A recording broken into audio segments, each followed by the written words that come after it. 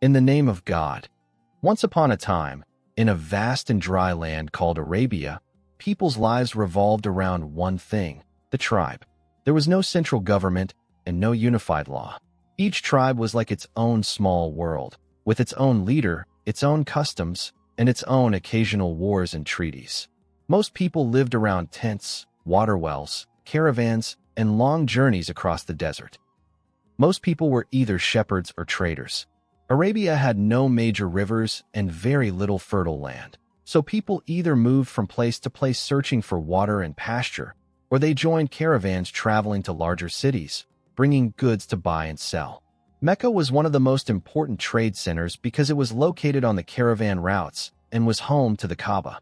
Tribes came there to worship their idols, which made the city economically active. In the markets of Mecca, you could find everything: fabric, spices, leather, jewelry, perfume, slaves, animals, and simple, everyday tools. Trade was the main source of income. Many families from the Quraysh tribe were merchants and traveled long distances to Syria and Yemen. At that time, slavery was completely normal. Slaves came into people's hands through different ways. Some were captured in wars, some were sold because of debt, and some were bought as children. Slaves had no rights.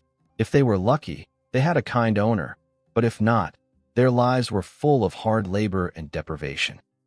The situation of women was very different from today. Some families respected women, but in many places, women had no right to make decisions, no right to inherit, and depending on the tribe, they might even be treated as part of the property. One of the harsh and well-known customs at that time was the burying alive of some newborn girls.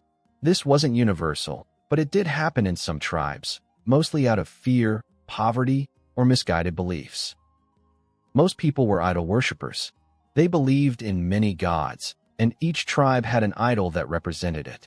The Kaaba in Mecca was filled with idols. People said there were about 360 of them.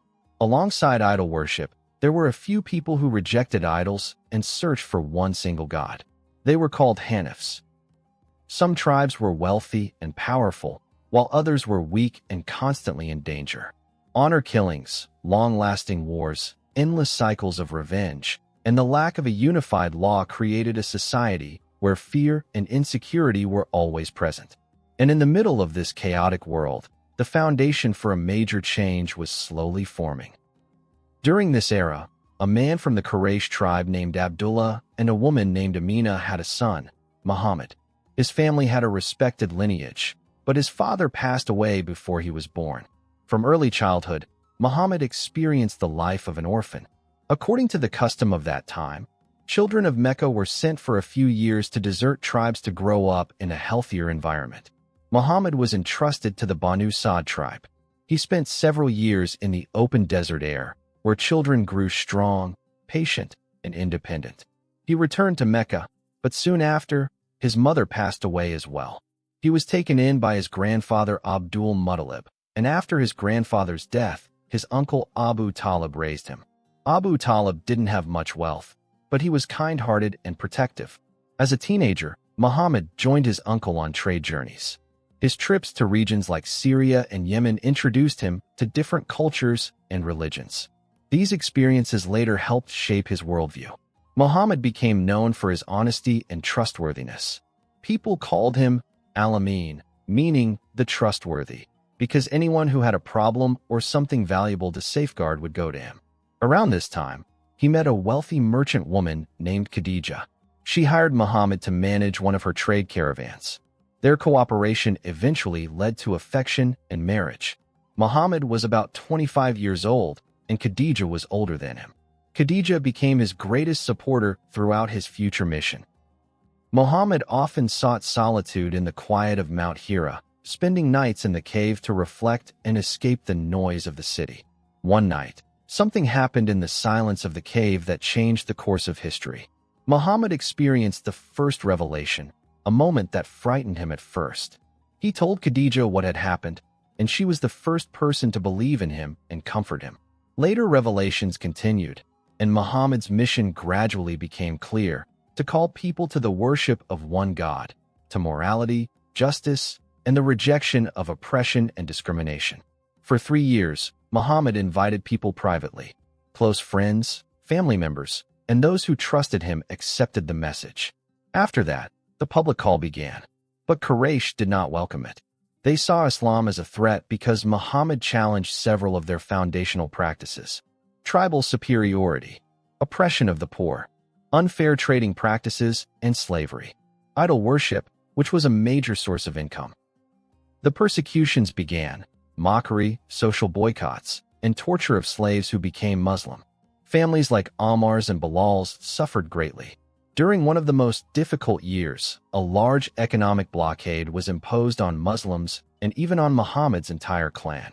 They were trapped in the valley of Abu Talib, facing starvation and hardship. Those years became known as the Year of Sorrow. When the pressure became unbearable, the Muslims migrated to Medina. This migration marked a major turning point in Islamic history. In Medina, Muhammad built a new community, a society with defined laws, protected rights, mutual support, and peace agreements between tribes that had been enemies for generations. Muhammad became the spiritual, social, and political leader. People coordinated their religious practices, economics, and matters of war and peace under his guidance. Gradually, Islam spread not only in Medina but throughout the region. Many tribes formed alliances with Muslims. Some battles also occurred, mostly in self-defense, because Quraysh and other tribes did not want Muhammad's influence to grow. Muslims and Quraysh engaged in several important battles. The first major victory was the Battle of Badr. Although the Muslims were much fewer in number, the victory boosted morale and made Quraysh even more determined to stop them. The next year, in the Battle of Uhud, the outcome was different, and Muslims suffered losses, including the death of Muhammad's uncle Hamza. The battle taught difficult lessons.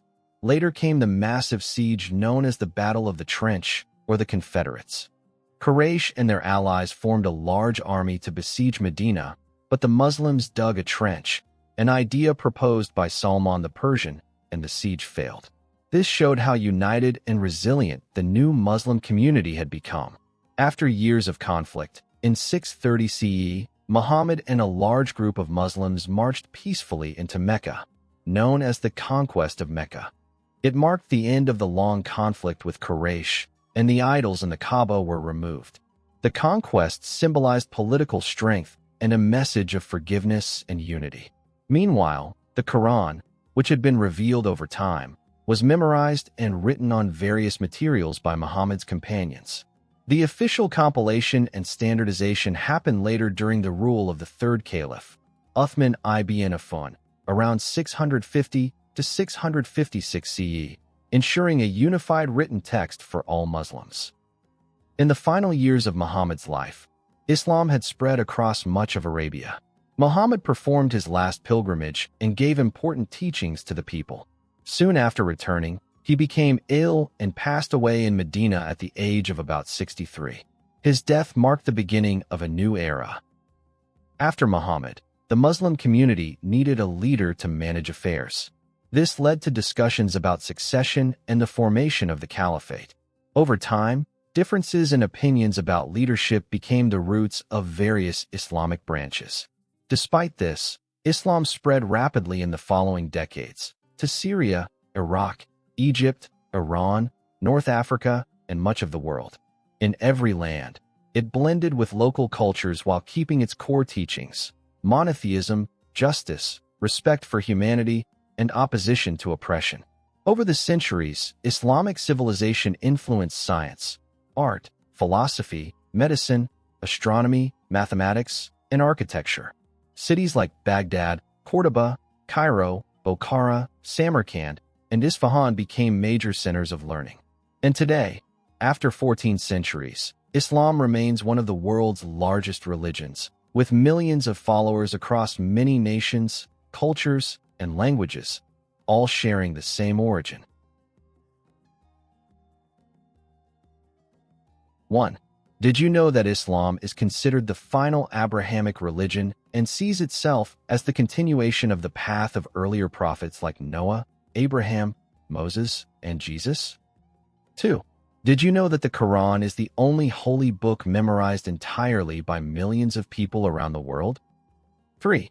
Did you know that the first word revealed to Muhammad was read, making the very first command of Islam an encouragement toward learning?